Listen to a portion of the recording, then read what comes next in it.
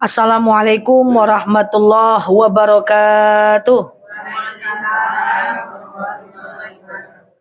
Alhamdulillahil wahidil qaharil azizil ghaffaril mukawwirul laili 'alan nahar tadhkiratan li ulil qulubi wal absar tabsiratan li zawil albabi wal i'tibar.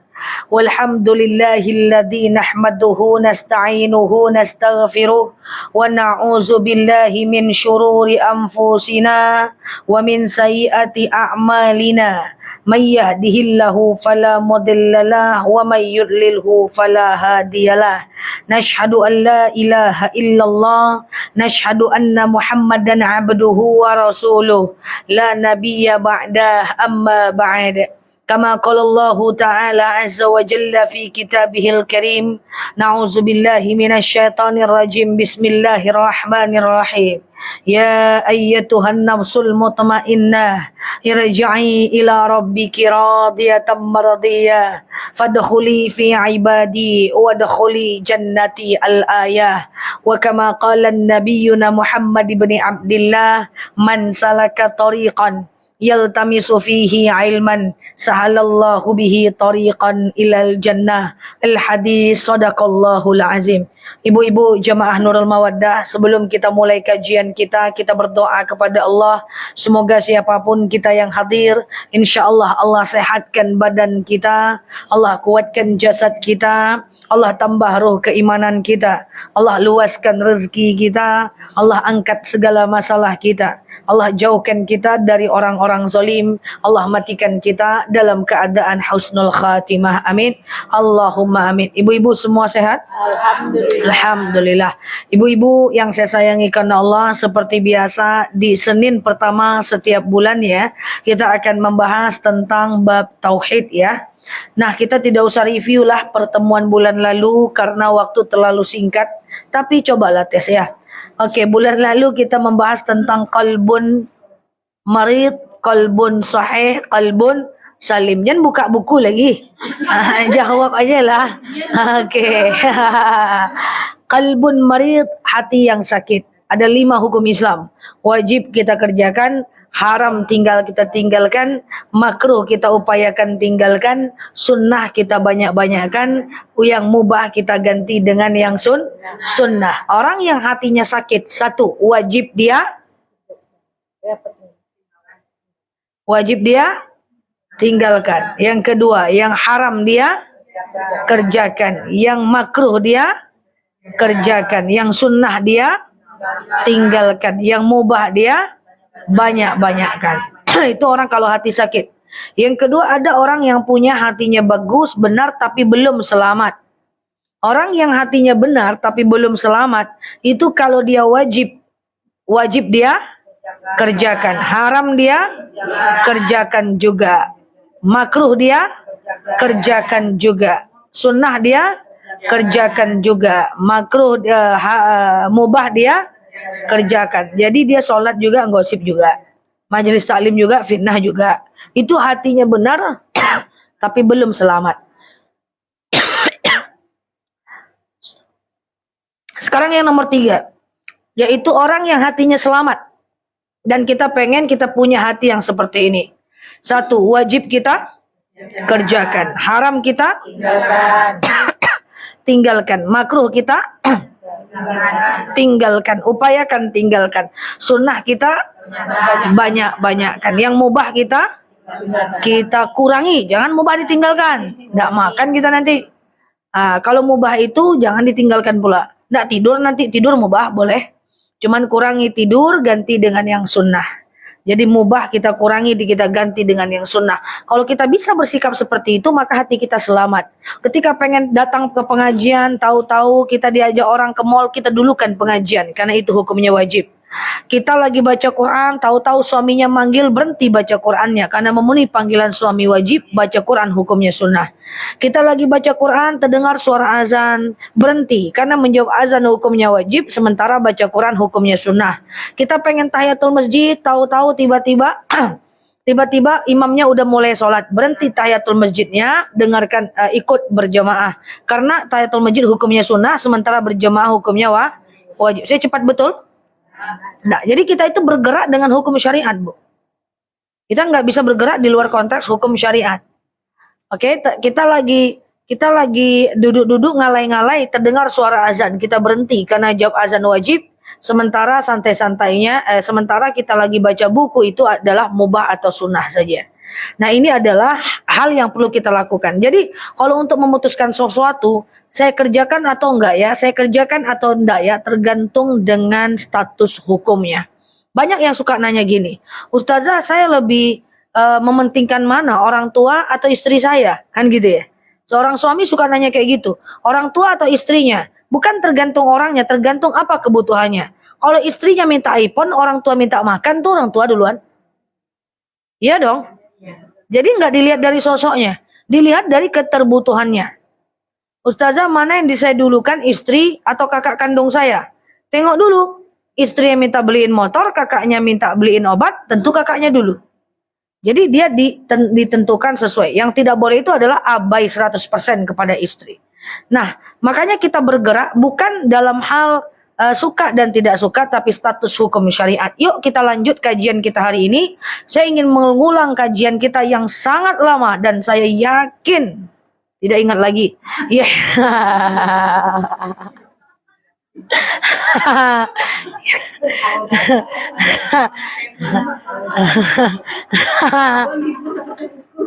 Iya, kita akan membahas tentang yang pernah kita bahas di rumah Bu Eti, yaitu tentang tauhid.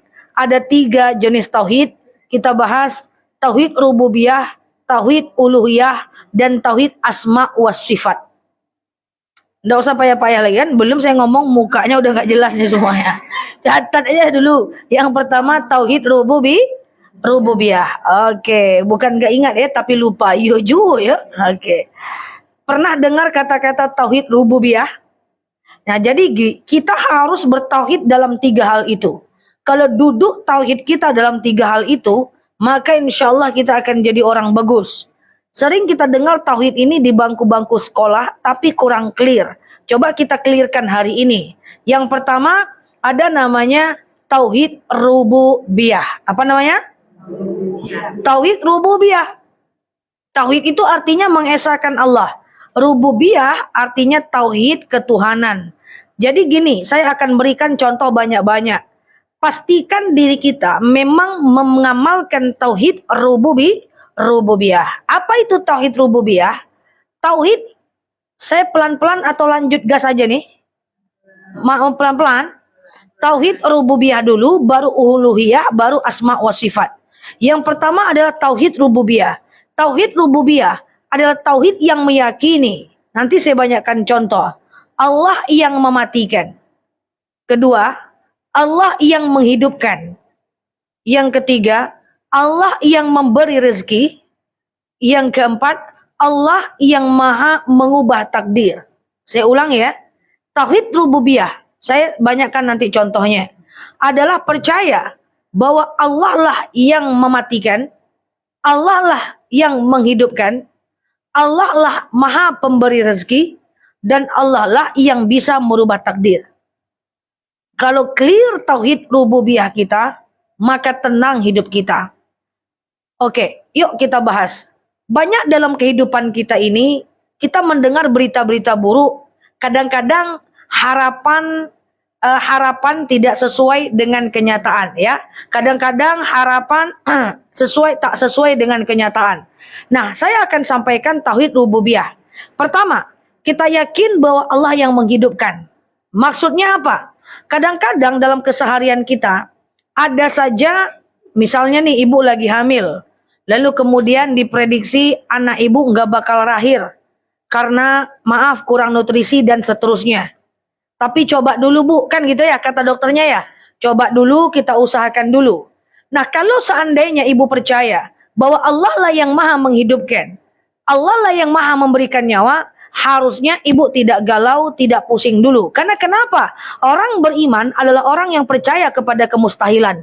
Harusnya dia gas dengan minum teratur, makan nutrisi teratur, kemudian dia berdoa, dia yakin yang menghidupkan bukan dokter, tapi yang hidupkan adalah Allah Azza wa Jalla. Kalau kita berada dalam kondisi seperti ini, maka orang yang punya tauhid rububiyah, maka dia akan tetap tenang karena dia yakin Allah yang maha menghidupkan. Paham? Kalau misalnya ada kasus, Bu, ini kamu sakit kanker, diprediksi hidup kamu hanya cuma 5 tahun lagi. Kita boleh percaya hanya beberapa persen saja. Tapi yang kita lakukan bukan mempercayai statement dokter. Yang kita lakukan adalah berusaha bagaimana sakit kita untuk sembuh dan meyakini bahwa Allah maha menghidupkan. Kalau kita percaya berarti tauhid rububiyahnya itu sangat bermasalah. Misalnya gini, na'udzubillah ada orang ngomong sama saya, Ustazah, saya itu sakit kanker. Karena ini kenyataannya ada ya. Dia ngomong sama kami yang bertiga. Saya, si B, dan si C. Si C ini sakit kanker. Saya divonis dokter, umurnya cuma 5 tahun lagi. Sedih dia. Saya bilang sama dia, Ibu yakin bahwa Allah yang maha menghidupkan? Yakin Ustazah. Percaya nggak pada kemustahilan? Nggak percaya Ustazah. Orang beriman dengan doa harus percaya kepada kemustahilan. Kalau ibu tidak percaya kepada yang namanya mustahil, kata manusia, berarti tauhidnya bermasalah. Orang yang miskin bisa mendadak kaya, mustahil. Orang yang kaya bisa mendadak miskin, itu mustahil. Tapi semua bisa terjadi, betul?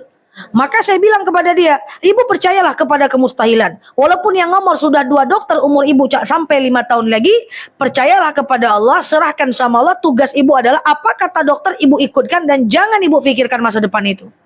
Ya, tinggal ibu apa? Ibu seorang guru, kerja baik-baik. Ibu seorang wanita muslimah, belajar baik-baik. Ibu seorang seorang istri, jadilah istri soleh baik-baik. Matinya enggak usah ibu pikirkan. Karena tidak tahu di antara kita siapa yang lewat duluan. Ibu dibilang 5 tahun, bisa jadi 5 tahun ibu bertahan. Sementara yang lain bisa besok pagi udah lewat. Tapi benar, seminggu setelah itu yang si B ini meninggal. Yang si B ini meninggal karena dia bawa temannya ya. Yang si C ini curhat ke saya bawa teman. Ustazah, iya, ya Allah Ustazah, teman yang baru ketemu kemarin Ustazah, meninggal Ustazah. Sekarang saya tanya, ibu yang 5 tahun atau dia meninggal besoknya? Iya juga ya Ustazah. Paham ya maksud saya ya?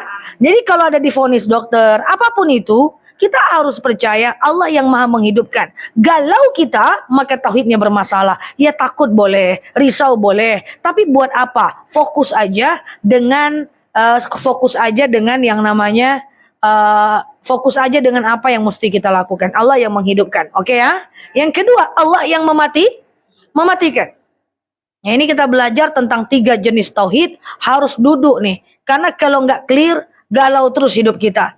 Kemudian yang kedua adalah Allah yang maha mematikan. Saya mau tanya sama ibu-ibu, boleh nggak kita berdoa agar Allah cabut nyawa kita?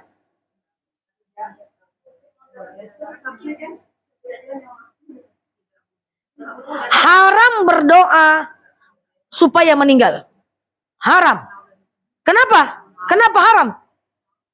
Wala taqnatu mir rahmatillah innahu la taqnatu mir rahmatillah illa liqaumil kafirin. Orang yang pengen nyawanya dicabut itu berarti dia sedang putus asa dengan rahmat Allah. Dia sedang bersuuzon dengan Allah. Dia tidak yakin dengan kebesaran Allah. Jangan sekali-kali berdoa untuk kita dimatikan atau orang lain dimatikan. Kita tengok mak kita sakit sudah pakai selang, ya Allah. Kalau memang kau kehendaki dia meninggal, meninggalkanlah ya Allah. Tidak boleh. Doanya tetap sembuhkan. Ya Allah, saya percaya kepada kemustahilan. Jauh usah. Doa itu harus tahu apa yang kita mau. Masih ingat cara berdoa? Dah, nanti kena ceramah lagi cara berdoanya. Cara berdoa tidak boleh ngambang. Harus tahu apa yang kita mau. Ya Allah, aku masih ingin bersama dengan orang tuaku ya Allah. Aku percaya dengan kemustahilan. Hidupkan dalam keadaan normal ya Rabb. Jangan putus asa sedikit pun. Yang mematikan dan menghidupkan adalah Allah. Banyak orang yang udah koma berbulan-bulan hidup lagi. Banyak orang yang udah cuci darah bertahun-tahun sembuh lagi. Ya, jadi yang kita lakukan adalah harus percaya kepada kemustahilan. Jadi kalau ada orang tua kita sakit, ya Allah, tak tahan aku nengoknya ya Allah. Jangan, sehatkan ya Allah. Kalau ibu bilang, kalaulah ingin kau cabut nyawanya, cabutlah ya Allah. Itu ibu putus asa. Putus asa. Nah, sembuhkan ya Allah. Gimana lah ini? Gimana? Kebanyakan kayak gitu ya Mbak? Enggak, nanti lain kali doanya enggak kayak gitu. Ya Allah, sakit orang tuaku ya Allah. Kasihan aku samanya ya Allah. Sembuhkan orang tua aku ya Allah. Ya, beliau masih pengen hijrah, masih pengen taat. Aku masih pengen berbakti. Beri kesempatan kami untuk selalu bersama ya Allah. Yakin, percaya kepada kemustahilan. Apalagi zaman sekarang. Dulu kanker mematikan, sekarang enggak, biasa aja. Dulu tumor enggak bisa disembuhkan, sekarang banyak sembuh. Dulu miom enggak bisa disembuhkan, angkat rahim, main angkat rahim, sekarang sembuh. Ya, teknologi sudah bagus sekarang. Tidak ada lagi penyakit yang mengerikan sekarang, kecuali seperti HIV AIDS belum ketemu. Kan gitu ya. Nah, jadi Allah yang maha menghidupkan, Allah yang maha mematikan. Tak boleh ragu sedikit pun. Bayangkan kalau kita punya tauhid rububiyah. Kata dokter, ini udah koma bu. Dia masih adalah nyawanya. Cuman kita belum lagi bisa berbuat apa-apa. Sedang menunggu proses. Nah kita yakin, maka kita berdoa kepada Allah. Insya Allah percaya kepada kemustahilan. Paham ya? Jangan doa-doakan ya Allah kalau itu yang terbaik cabutlah nyawanya. Tak boleh. Yang lalu biar berlalu. Doa kama yuridukum. Doa itu sesuai yang kita mau. Ibu mau apa? Mau orang tua meninggal atau sembuh? Ayo udah sembuh, clear. Masih ingat ya? Doa itu harus spesifik. Ya Allah, aku pengen umroh. Ya Allah, tahun ini kalau kau kehendaki, ya Allah, please. Tapi kalau enggak apa-apa juga, ya Allah. Kan enggak boleh doa kayak gitu. Doanya, ya Allah, aku pengen umroh tahun ini, ya Allah, please. Aku mohon, titik, udah. Jangan pakai puisi. Jika engkau berkenan, ya Allah. Dan jika engkau menghendaki, ya Tuhanku. Aku pengen umroh tahun ini. Tapi jika engkau belum menghendaki, aku ikhlas ya Rabbku. Syalalala. Nggak ada gitu berdoa itu, nggak jelas. Doa itu yang benar, yang jelas. Ya Allah, aku rindu dengan Ka'bahmu ya Allah. Jemput aku ya Allah. Aku mohon ya Allah. Titik. Apapun hasilnya ada tawakal. Kita pakai ilmu tawakal kan kayak gitu. Hah? Nggak bisa, nggak bisa. Doa harus jelas. Ya Allah, jilbabku hilang. Aku baru hijrah, baru beli jilbab 3. Iya. Ketemukan jilbabku ya Allah. Cuma tinggal 2 ya Allah. Tapi kalau itu yang terbaik menurut engkau ya Allah. Aku ikhlas ya Allah. Anda bisa kayak gitu doanya. Ya Allah, ketemukan jilbabku ya Allah. Gitu. Hati-hati ya, jangan buruk sangka sama Allah ya. Orang yang tak yakin doanya diijabah itu buruk sangka sama Allah. Itu tauhid loh. Punya suami. Nggak yakin suami itu bisa menafkahi ibu. Ibu nengok muka dia aja nggak yakin loh kalau dia tuh bakal melindungi ibu. Kira-kira dia senang nggak? Nggak senang dia. Allah gitu juga. Udahlah berdoa, kita nggak yakin akan kebesaran Allah. Manalah mungkin dikasih. Gimana ceritanya itu? Oke, maka orang beriman harus percaya kepada kemustahilan, karena kemustahilan berarti menyerahkan sesuatu kepada Allah. Kalau kita udah percaya sama Allah, Allah itu senang sama kita. Itu tauhid. Oke, Allah maha menghidupkan, kemudian Allah maha memati. Yang ketiga apa? Tauhid rububiyah. Allah maha pemberi rezeki. Kalau masih juga ada yang ragu lagi tentang rezeki, tauhidnya bermasalah. Ya, enggak bisa itu. Allah maha pemberi rezeki. Tugas kita hanyalah bekerja. Cobalah ingat kisah Siti Hajar. Nabi Ibrahim menikah dengan Siti Sarah. Lama nggak punya anak, dapat istri kedua. Namanya Siti Hajar. Rupanya dari Siti Hajar lama pula nggak punya anak. Makanya ketika lama nggak punya anak, dapatlah anak soleh. Makanya doa Nabi Ibrahim, Rabbi habli minas solihin. Ya Allah, berikan kepadaku anak yang soleh. Lahirlah Nabi Ismail, diperintahkan oleh Allah Azza wa Jalla meninggalkan Siti Hajar dan Ismail di kota Mekah untuk berangkat keluar kota Mekah. Itu adalah dalil ketaatan kepada Allah harus lebih tinggi dibanding kesayangan kepada istri. Kan gitu kan? Udah lahir anak, ada istri namanya Siti Hajar, diperintahkan oleh Allah untuk pergi hijrah. Apa kata istrinya? Pergi aja wahai suamiku. Itu adalah definisi ketaatan kepada Allah harus lebih tinggi dibanding sayang sama suami. Kan gitu kan? Aku ada anak kecil, pergi aja. Kamu berjuang gimana di kota Mekah? Tidak ada manusia, tidak ada dagang, tidak ada orang. Biar kami berjuang asal engkau diridhai Allah wahai suamiku. Bayangkan itu. Suami pergi meninggalkan anak istri padahal lama nggak punya anak. Tapi ketaatannya kepada Allah mengalahkan cintanya kepada istrinya. Istri cinta sama suami, pengen sama-sama satu keluarga, nggak ada suami yang melindungi, maka kemudian dia biarkan suaminya pergi, berarti kecintaan kepada Allah melebihi cintanya kepada suaminya. Ini tauhidnya luar biasa. Wajar Nabi Ibrahim itu masuk surga. Ibu kita, ya Allah, nggak ditemani lahiran aja, ngomel-ngomel 2 tahun. Aku lahiran sendiri. Coba bayangkan. Aku lahiran dia main HP aja, ya kan?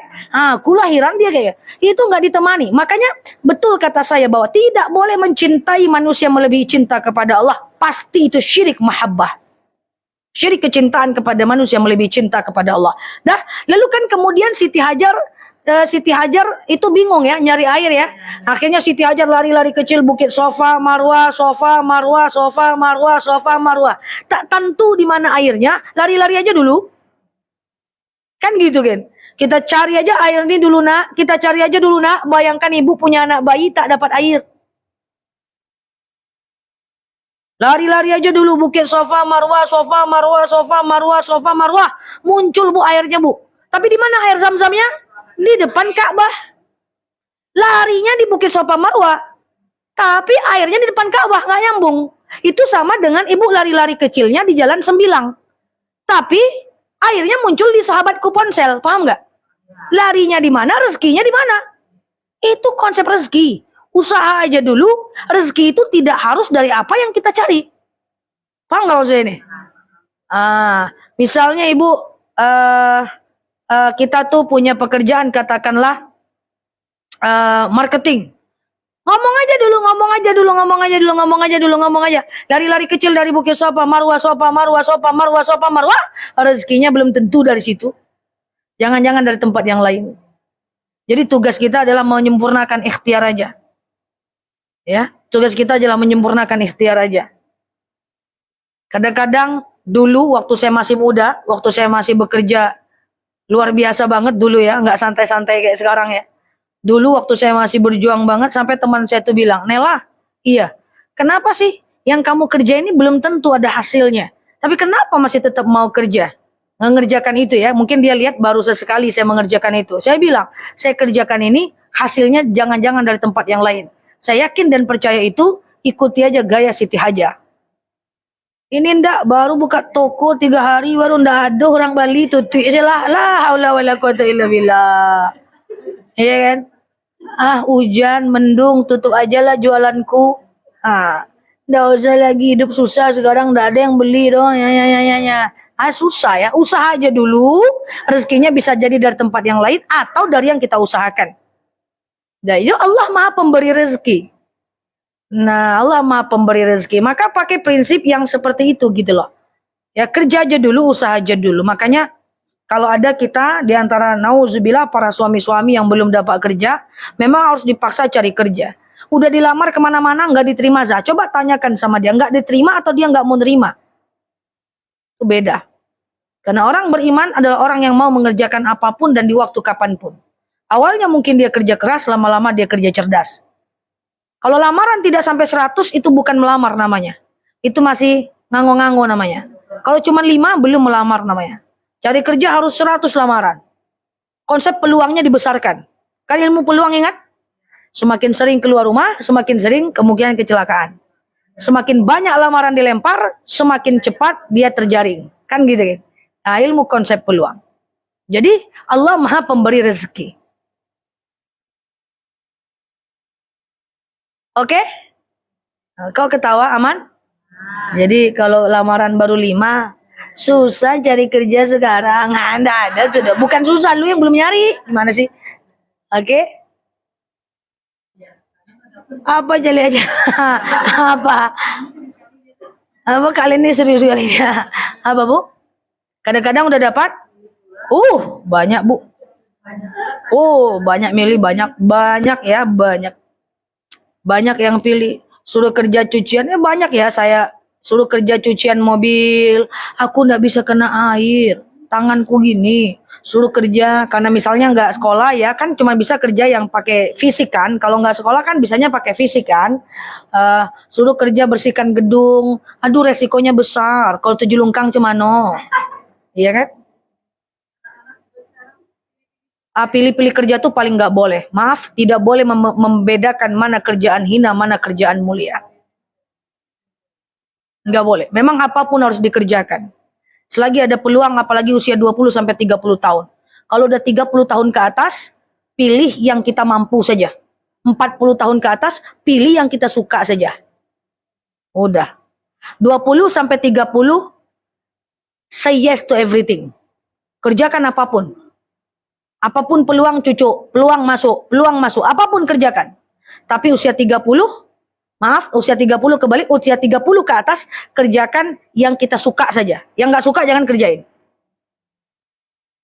Kan nanti usia 20 sampai 30, kita kan ketemu banyak kerjaan tuh, kita terima semua peluang. Di antara semua peluang kan ada yang kita suka.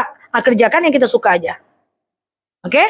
Di usia 40, kerjakan yang kita mampu aja. Jangan banyak-banyak coba ini, coba itu, coba ini, coba itu. Beresiko nanti anak nggak makan, suami istri jadi nggak makan. Jamilah nanti satu dinasti. Jamilah tahu?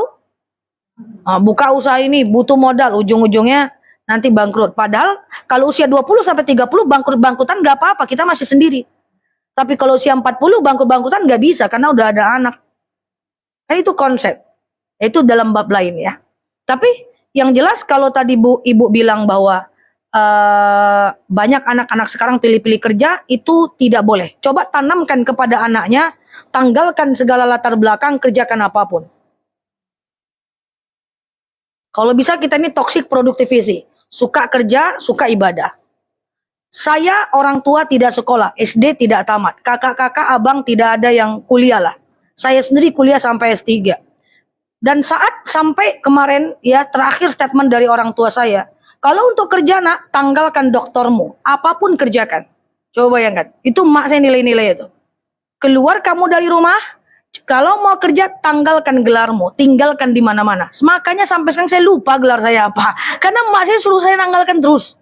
Karena kalau saya bekerja hanya dengan titel dan status sebagai dokter, saya bisa ngerjain apa? Hanya sedikit hal yang bisa saya kerjakan. Tapi kalau saya tanggalkan, saya bisa ngerjakan apapun yang saya suka. Nggak ada malunya, nggak ada gengsinya. Karena udah tanggal dia. Paham maksud saya nih?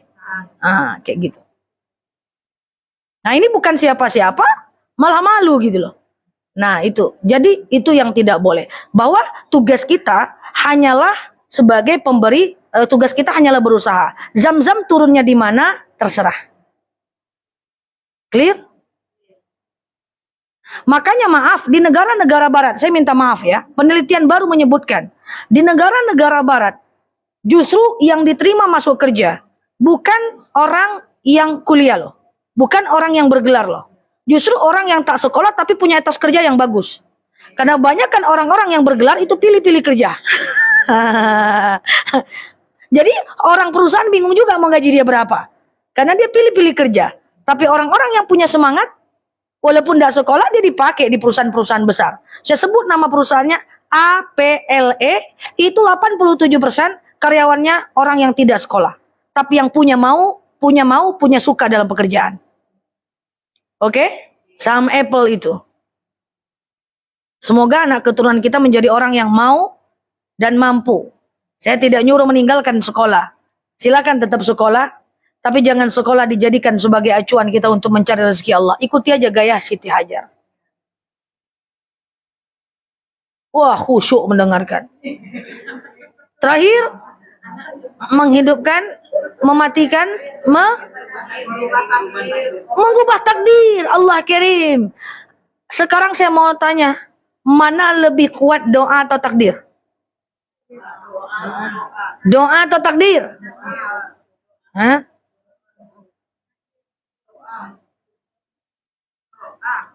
Ad-doa tughayyiru takdir. Doa merubah takdir. Takdir itu bisa dilemahkan dengan doa. Memang katanya rezeki kita udah diiniin di Lauh Mahfuz. Tetapi kita bisa merubahnya dengan doa. Jadi, kalaulah takdir kita dizolimi orang, kita bisa berdoa supaya tidak dizolimi orang. Jadi takdir itu bisa lemah dengan doa. Jadi orang yang berdoa itu memang luar biasa. Orang yang berdoa berarti dia penuh harap sama Allah. Allah itu senang dengan orang yang meminta kepadanya. Allah itu senang kalau dibutuhkan. Itulah istilahnya. Semakin dibutuhkan, semakin Allah senang. Tidak sama aja manusia dok. Semakin dibutuhkan, semakin pening kepalanya. Nah, gitu ya. Nah, jadi tauhid rububiyah kita harus yakin dan percaya. Allah menghidupkan, Allah mematikan, Allah memberi rezeki bagi tempat yang tidak diduga-duga, dan kemudian Allah yang dan kita percaya bahwa Allah maha merubah takdir. Ya Allah, kalau takdirku seperti ini, ganti takdirku dengan takdir yang lebih baik. Tentu diiringi dengan usaha.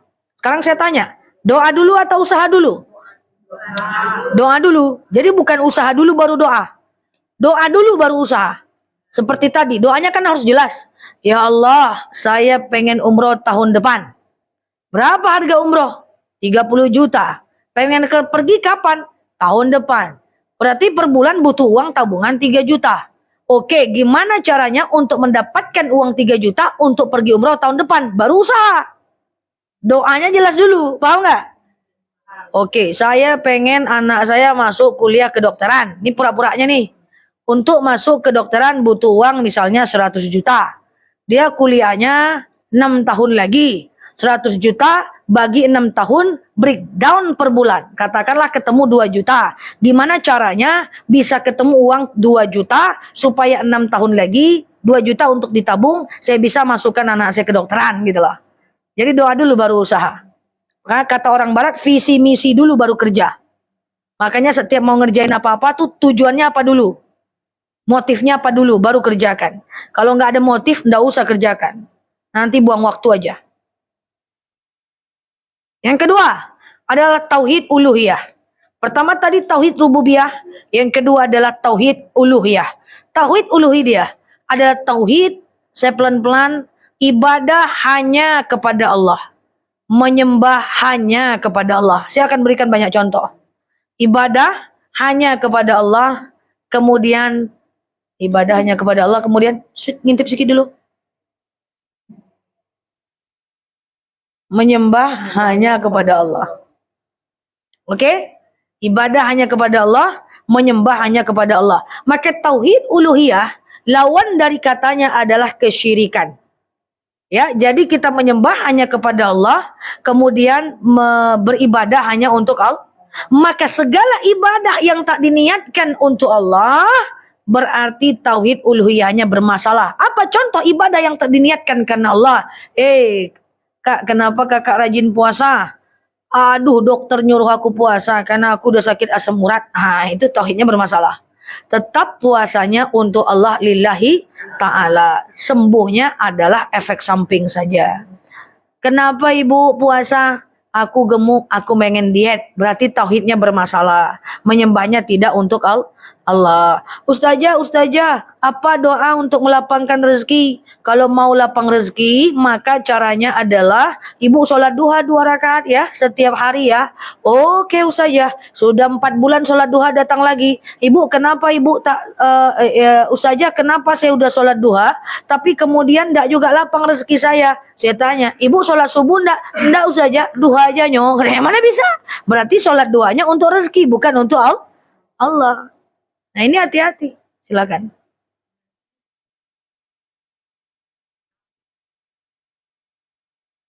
Saya pernah sakit 12 hari kerja. Oh, 12 hari tergeletak. Duduk. Baring lagi. Ya. Dibawa ke dokter. Iya.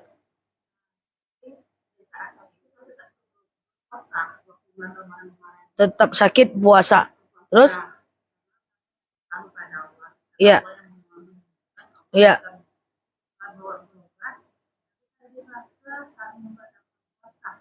Apa? Nyampe saya sakit 12 hari, tergeletak, tetap puasa, nyampe di rumah sakit diarahkan untuk membatalkan puasa.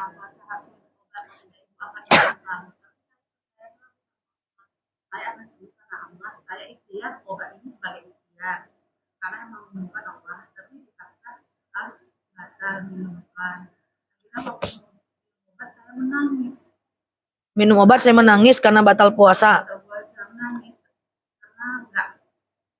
nggak terima hati. Iya.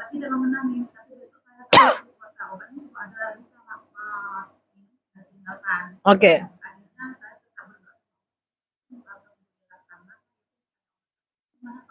Bagus. Oke, pertanyaannya bagus nih ya. Ustazah, saya sakit 12 hari. Saya tetap puasa. Nyampe di rumah sakit, dokter bilang apa? Dokter bilang, udahlah kamu batalkan aja puasa. Karena kamu harus minum obat. Lalu saya ini Ustazah, karena saya yakin Allah yang menyembuhkan saya. Tapi karena dokter suruh, ya udahlah saya minumlah obat itu. Waktu minum obat itu saya menangis merasa bersalah. Ya Allah maafkan saya harus minum obat. Saya menangis. Lalu besoknya saya nggak minum. Nggak minum obat itu, saya tetap berpuasa. Gitu ya. Lalu bagaimana itu Ustazah? Ibu-ibu yang saya sayangi karena Allah, kalau tadinya ibu memang kuat, ibu bisa ganti obat itu di waktu maghrib, jam 12 malam, dan subuh. Kan siang malam aja yang diganti, bukan berarti nggak boleh ibu minum obatnya. Ini, oh iya. Oke. Ada jam-jamnya, oke. Tapi yang kedua adalah, saya yakin bahwa itu adalah Allah yang menyembuhkan. Nah, kalau boleh saya berkata sedikit, bahwa tauhid bukan berarti mengabaikan syariat. Bahwa dalam syariat ada namanya hifzun nafs, Mbak. Hifzun nafs. Apa namanya? Hifzun nafs. Coba semua ngomong. Apa namanya? Hifzun nafs. Kita wajib menjaga nyawa kita. Kita boleh membatalkan puasa kalau kita sakit. Kan dalilnya ada dalam Al-Baqarah ayat 185. Fa in kana minkum marid, kalau kalian sakit, aw ala safarin, atau kalian dalam safar, fa iddatum min ayyamin ukhar, ganti di waktu yang lain. Jadi begini. Tapi harusnya tadinya kalau Mbak sakit, Mbak batalkan itu nggak apa-apa. Dan nggak usah ada perasaan resah. Karena kita lagi sakit dan bisa iddatum min ayyamin ukhar. Kita ganti di hari lain. Yang saya khawatirkan, Mbak nggak minum obat, na'udzubillah, terjadi apa-apa, Mbak nanti berarti tidak termasuk golongan orang yang hifzun nafs, menjaga jiwa. Itu nggak boleh. Jadi, tapi kan kalau Mbak tahan sakitnya, rasa-rasanya nggak apa-apa, nggak diminum nggak apa-apa. Tapi kalau tadinya Mbak udah mau tumbang, udah mau yang juga pasti Mbak minum juga kan. Mungkin saya berbaik sangka ini karena merasa masih kuat. Sehingga beliau tidak memilih untuk meminum obatnya. Sama dengan gini Mbak, saya analogikan. Kita lagi sholat nih. Kita lagi sholat, tahu-tahu kan tas kita taruh di depan. Kemudian ada orang ngambil tas kita Mbak. Ada maling ngambil Mbak. Terus kita langsung tauhid saya mantap, pokoknya saya ibadah kepada Allah, ambillah tas itu enggak apa-apa. Uang bisa dicari, syalalala, enggak bisa. Ada namanya hifzul mal, jaga harta. Maka berhenti sholatnya, ambil tas itu. Bertumbuk sama orang itu. Itu harta kita. Enggak batal, ya sholatnya batal. Tapi yang harus kita lakukan adalah ngambil duit itu. Makanya membunuh pelaku begal adalah boleh. Kali ini ngebegal saya bilang, lillahi ta'ala, begallah saya. Tauhid saya tidak bermasalah. Nggak bisa kayak gitu. Boleh hukumnya membunuh pelaku begal. Namanya hifzun nafs, menjaga diri, menjaga jiwa. Hifzul mal, menjaga harta. Makanya kalau ditipu, tuntut. Menjaga harta. Atau ikhlaskan kalau malas. Jangan nggak dituntut tapi ngomel. Nggak dapat pahala, duitnya hilang. Paham nggak saya? Kak Leni nipu saya. Saya harus nuntut. Kenapa saya tuntut? Hifzul mal. Menjaga harta. Atau saya ikhlaskan. Yang nggak bolehnya itu adalah nuntut nggak mau, gosip iya. Nah, itu nggak boleh. Hifzul mal. Jadi menjaga diri wajib. Bahkan saking wajibnya apa kata Allah? Apa kata Rasulullah? Sallu qa'iman.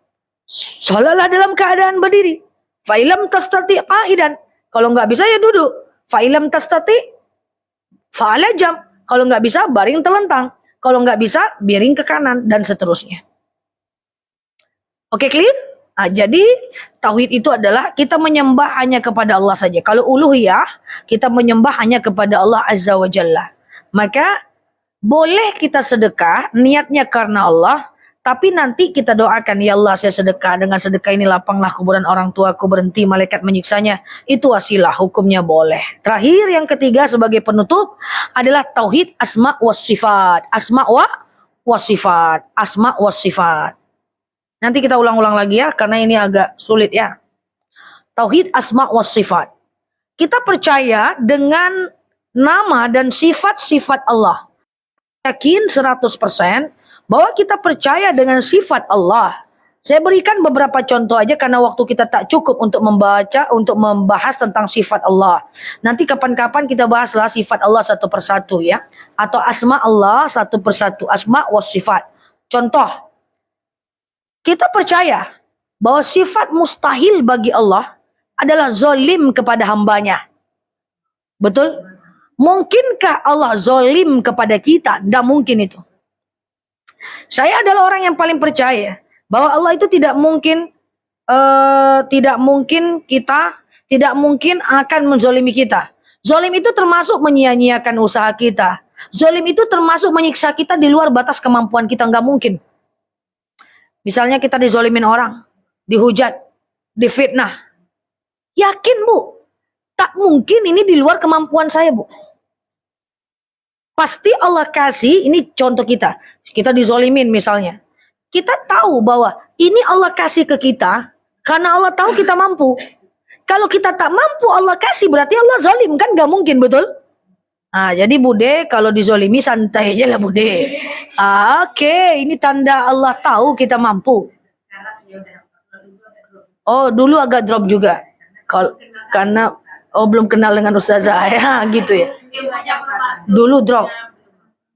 Dulu dizolimi drop. Wah, tak sedap makan.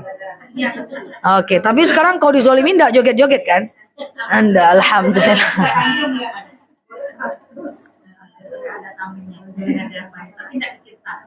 Oke, enggak bikin status ya. Siap. Iya. Oke.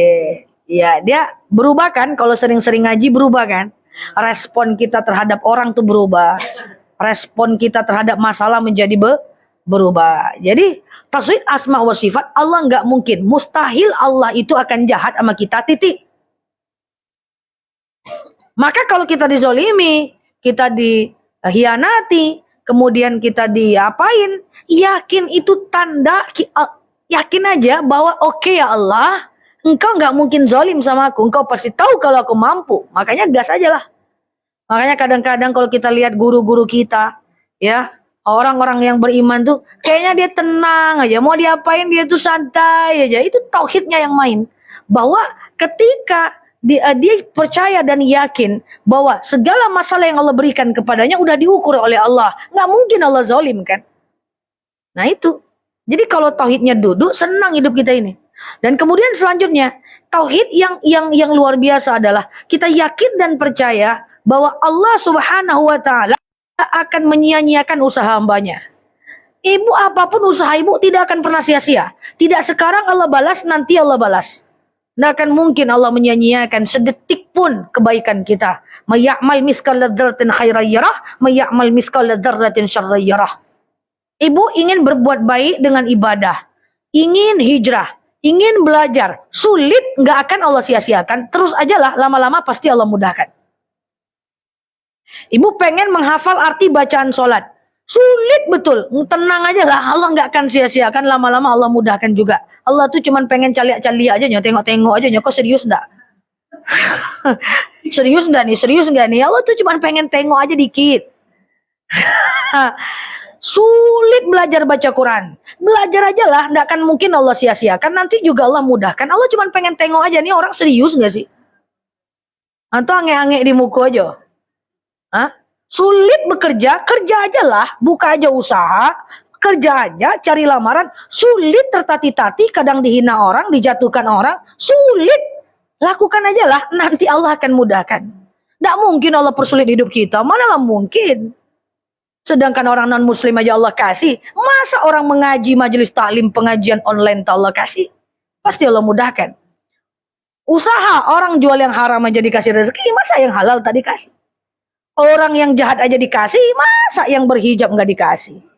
Cuman masalahnya Mau nggak diuji? Allah pengen tengok keseriusan kita. Terus saja, konsisten aja. Dalam hal apapun. Pengen ibadah, sulit. Pengen tahajud, sulit bangun. Oh, susah. Bangun aja dulu. Allah tuh pengen tengok nih orang serius. Nggak lama-lama dimudahkan juga kok. Aduh, sulit kali nih. Mau tahajud nih. Tahajud itu sulit, Bu. 1, melawan mata. 2, rasa malas. 3, ngantuk. 4, fisik dihantamnya tuh. Nggak terbiasa bangun malam, cobalah bangun malam 1 jam. Besok pagi oyong seharian. Fisik dimainkannya tuh. Sulit, lakukan aja dulu. Nanti sampai Allah lihat keseriusan kita, Allah akan mudahkan. Makanya kita selalu berdoa, ya Allah mudahkan dalam ibadah, mudahkan dalam ibadah, mudahkan dalam ibadah. Tapi intinya tauhid uluhiyah, rububiyah, asma wa sifat, sesimpel itu. Kita sambung bulan depan. Allahu a'lam bishawab. Assalamualaikum warahmatullahi wabarakatuh.